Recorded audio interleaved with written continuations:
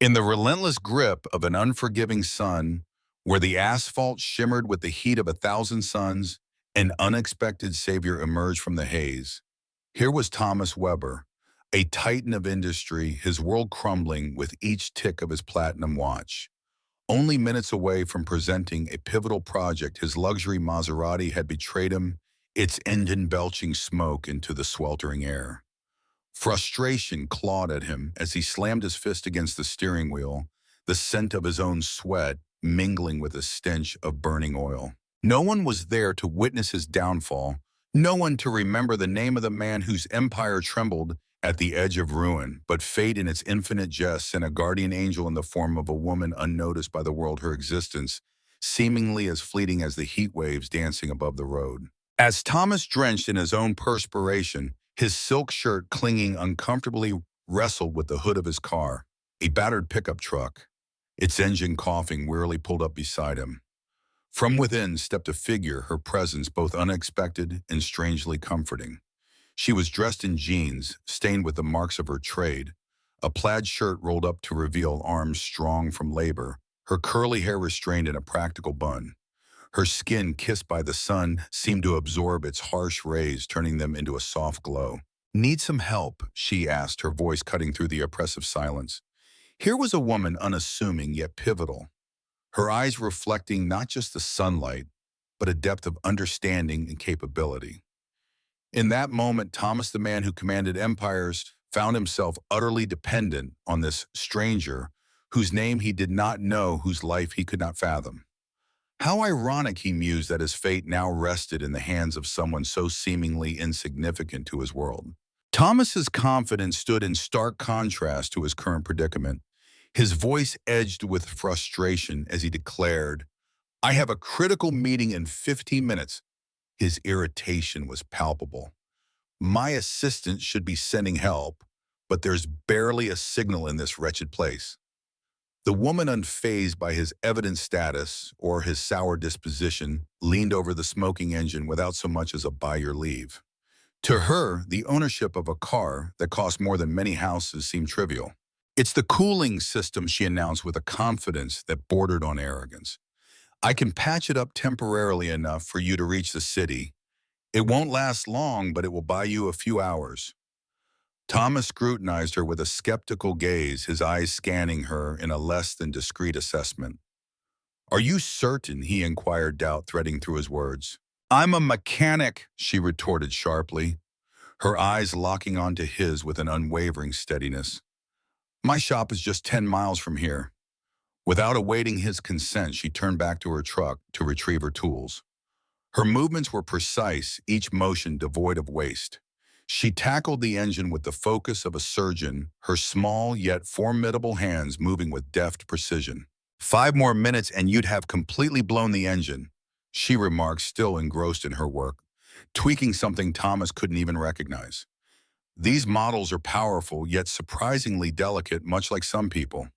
The veiled critique was not lost on Thomas, though his concern for his meeting overshadowed any potential offense. "How do you know so much about luxury cars working in—" Thomas paused, the prejudice in his unfinished question dawning on him. "In a forgotten village," she interjected, casting a direct glance over her shoulder. "I read, I study, I care about my work.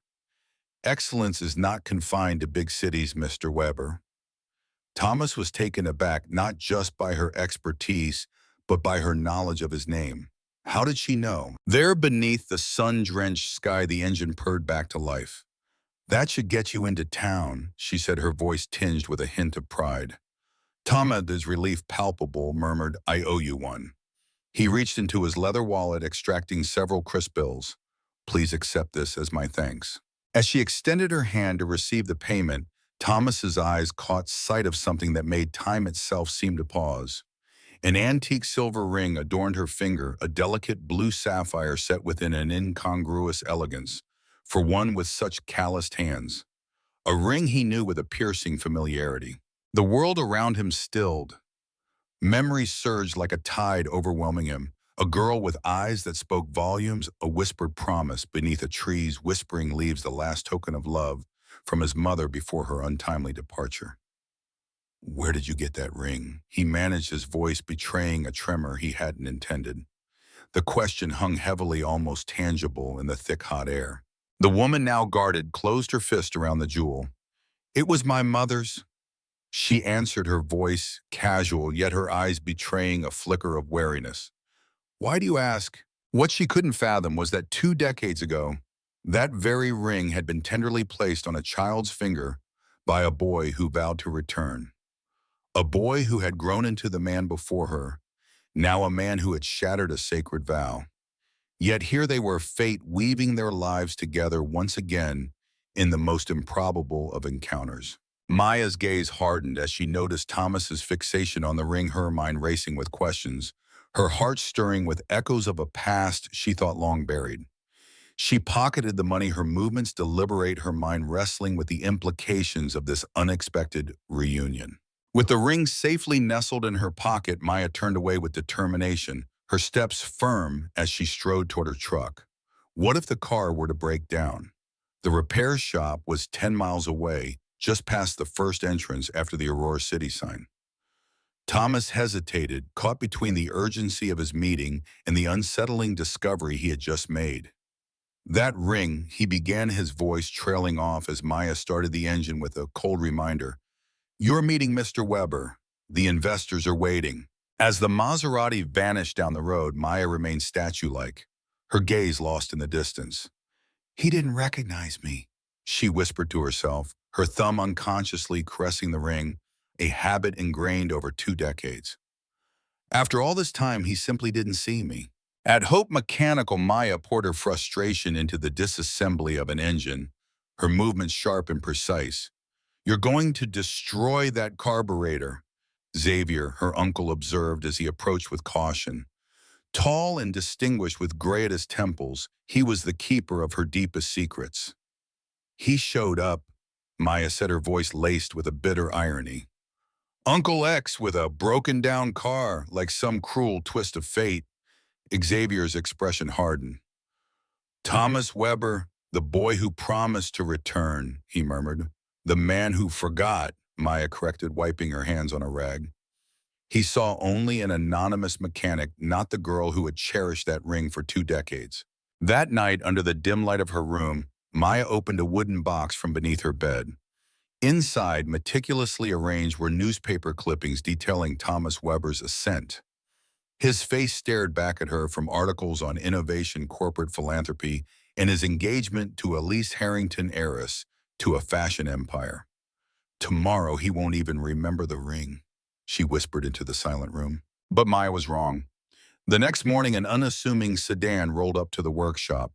Thomas stepped out, this time devoid of his usual expensive suit, as if attempting to blend in.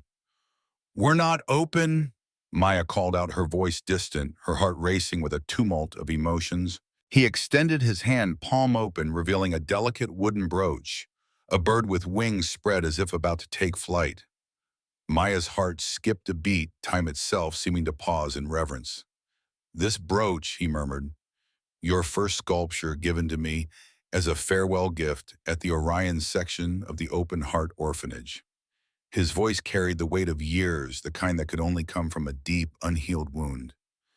You were the girl who taught me how to carve wood, even when all the other boys mocked me. You promised you'd come back.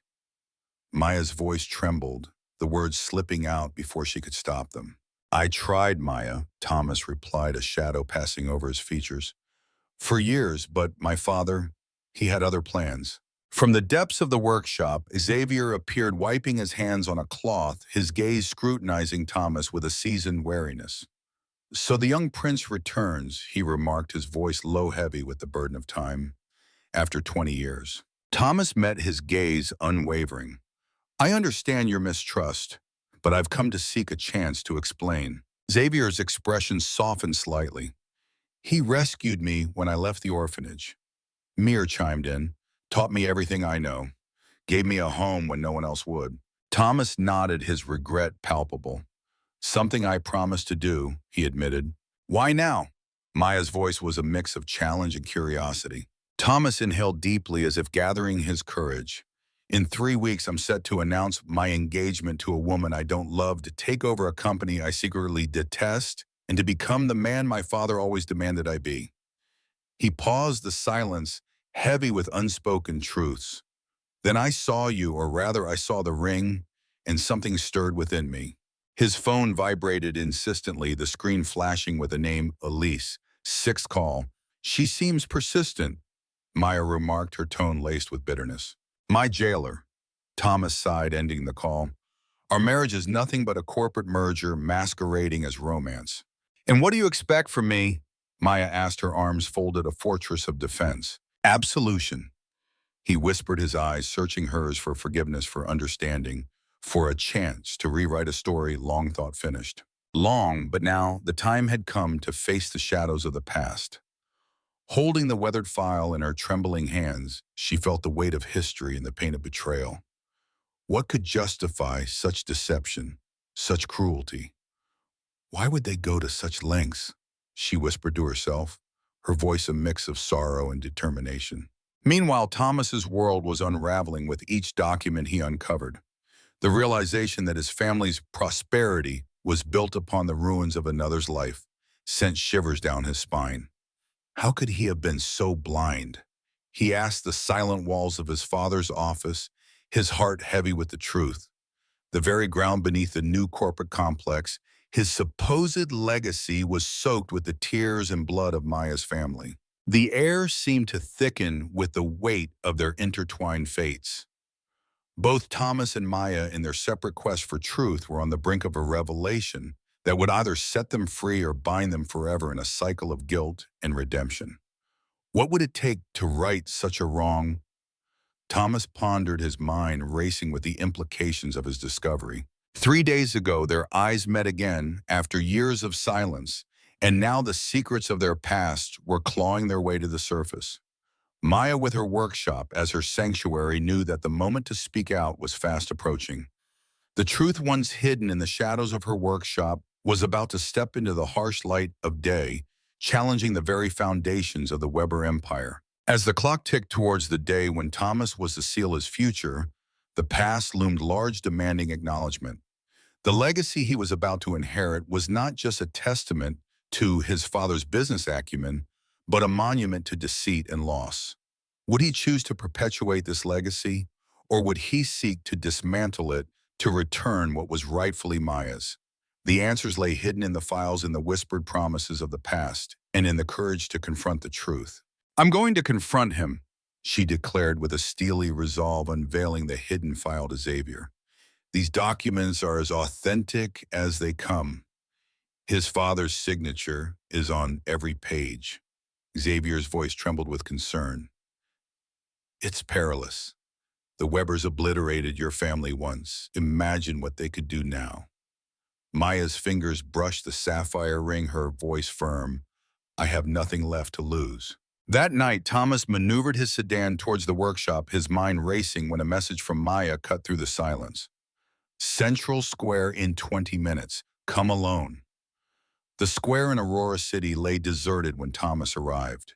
Mia was there, perched on a bench beneath a leafy tree, an eerie echo of the one at the orphanage where their paths had first crossed. For 2 decades, I've pondered why my mother left me. Mia began, her voice raw with emotion. Why did I lose everything in a heartbeat? Thomas, his eyes wide with horror, interjected.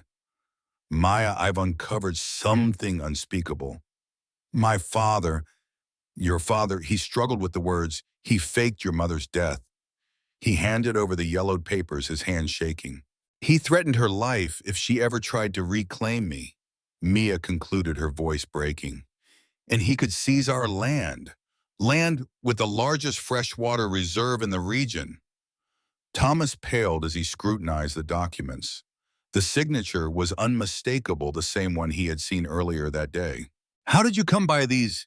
He asked, his voice barely a whisper. My mother entrusted them to Xavier before she vanished. He waited until I was old enough to grasp their significance.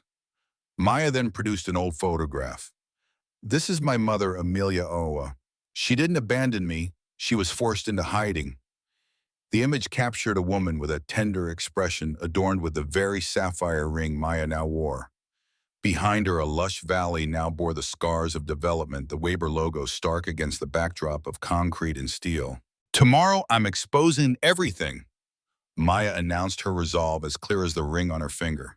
As Thomas and Maya stood amidst the grandeur of the new complex, the air thick with anticipation, Maya's revelation sent shockwaves through Thomas's mind. The ceremony, a spectacle meant to showcase wealth and power, was about to become the stage for a revelation that could unravel everything. Thomas stared at Maya, his expression a mix of shock and resolve. Hundreds of reporters, investors, politicians. He echoed her words, the gravity of the situation dawning on him. And exactly. Maya confirmed, her voice steady, but her eyes alight with a fire that spoke volumes of her determination. The perfect moment to expose that the Weber empire was not just a monument of success, but a facade built on fraud, extortion, and shattered lives. Thomas's phone rang insistently, his father calling for the fifth time. He ignored it, his focus solely on Maya's next words. "There's more," Maya continued, her voice dropping to a whisper that seemed to carry the weight of the world. "I have reason to believe my mother is still alive." This revelation struck Thomas like a thunderbolt. How could this be? Where was she? Her last communication was 8 years ago, and now an anonymous letter in her handwriting from a psychiatric clinic in New Hope. Thomas inhaled deeply, a decision forming in his mind, a decision that would alter the course of their lives. "Don't wait until tomorrow," he said, his gaze locking onto Maya's with newfound resolve. "Let's go now to the inauguration." His father, fearing leaks, had moved the event up to tonight. No one knew except the inner circle. Inside the limousine en route to the complex, Thomas laid out his plan. "I have full access to the security system and the stage. I can position you at the exact moment to confront him publicly." What he didn't disclose was that he had also pinpointed the precise location of Maya's mother, not in a clinic, but on a secluded Weber property held as collateral for Ernesto's silence. The event was opulent, a spectacle of power and influence. The business and political elite marveled at the complex, once the home of the Oliveira family, now a symbol of the Weber empire's might. Ernesto Weber, impeccable in his suit, smiled for the cameras, his authority unquestionable. "Thomas!" Ernesto exclaimed upon seeing his son, his eyes narrowing as he noticed Maya by his side. "What is she doing here?" "A special guest, father," Thomas replied, his voice cold, his eyes unwavering. "Someone with a fascinating story about the origins of this empire." In the opulent confines of his office, with a panoramic view of the ravaged valley below, Ernesto Weber fixed his cold gaze upon Maya, his voice devoid of warmth sliced through the heavy air. "How much? What's the price for you to vanish, just like your mother should have?" Maya, though her heart pounded with a tempest of feelings, responded with unwavering determination. "I want to know where she is." Ernesto's laugh was devoid of humor, a sound that echoed his disdain. "After all these years, she probably doesn't even remember you," he scoffed. Alive, Thomas thought, his fingers surreptitiously tapping his cell phone, capturing the damning conversation. "You've kept her prisoner for 2 decades. Prisoner!" Ernesto spat out the word as if it were poison. "I offered her a life of luxury in exchange for a piece of barren land. It was a deal. A deal made under duress is no deal at all." A new voice, firm and resonant, cut through the tension. At the threshold stood Xavier, his presence commanding, and beside him an older woman whose eyes mirrored Maya's, brimming with years of silent suffering. "Mother." Maya's voice trembled, a whisper breaking through her resolve. Amelia Alvarez, her steps slow and deliberate, approached her long-lost daughter. "Maya," she uttered, her voice thick with emotion. In the hallway, Elise observed this poignant reunion with a detached curiosity, her cell phone silently recording the unfolding drama. This meeting was not merely a family reunion, but the unveiling of a grand deception. It would expose the sinister roots of the Weber Empire, a testament to how unchecked ambition could devastate lives and fracture families. As Ernesto Weber watched his empire of deceit crumble, He was oblivious to another more personal betrayal. Thomas, the boy he had raised as his own, was not his flesh and blood, but an orphan adopted to fill the void left by his wife's lost child. A revelation that would soon come to light, adding yet another layer to the unfolding tragedy. The room hummed with an electric tension as Ernesto Weber's living room became the stage for a poignant reunion. There, standing before each other after 2 decades, were a mother and daughter, their eyes locking in a silent storm of recognition and sorrow. The once dominant Ernesto, now a mere shadow of his former self, watched helplessly as his carefully constructed world began to unravel. "Impossible," he muttered, his voice a whisper, lost in the vastness of his crumbling empire. "You were under constant surveillance. Your wealth might buy silence, Ernesto." Amelia's voice cut through the tension hardened by years of suppressed agony. "But it cannot purchase true loyalty. Some guards, they have families, they have hearts." Her words were not just an accusation. They were a declaration of her resilience. Maya, her body trembling like a leaf in the wind, took tentative steps towards her mother. 20 years of enforced separation, of unanswered cries into the void, now dissolved into this moment.